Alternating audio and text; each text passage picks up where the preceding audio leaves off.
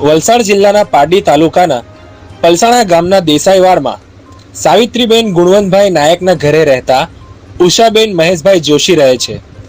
તસ્કરો વિસ્તારની કરેલી રેકી દરમિયાન ઘરમાં બે મહિલાઓ એકલી રહેતી હોય ધ્યાને આવતા તસ્કરોએ ઘરને તસ્કરી માટે ટાર્ગેટ કર્યું હતું.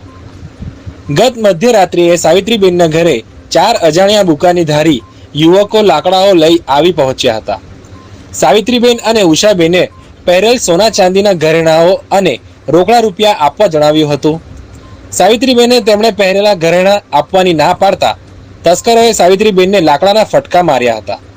જે બાદ સાવિત્રીબેને પહેરેલી સોનાની બુટ્ટી અને સોનાના પાટલા આપ્યા હતા. ઉષાબેન પાસે પણ તસ્કરોએ તેમણે પહેરેલ ઘરેણાં માંગતા ઉષાબેને ઘરેણાં આપી દીધા હતા. કબાટની ચાવી વિશે પૂછતા બંને મહિલાઓએ કબાટની ચાવી બતાવી હતી. તસ્કરોએ કબાટમાંથી રોકડા રૂપિયા 50,000 મળી કુલ 3,87,000નો મુદ્દામાલની તસ્કરી કરી આરોપીઓ ભાગી ગયા હતા. ઘટના અંગે સાવિત્રીબેને પરિવારમાં સભ્યને અને પાડોશીઓને ઘટનાની જાણ કરી હતી.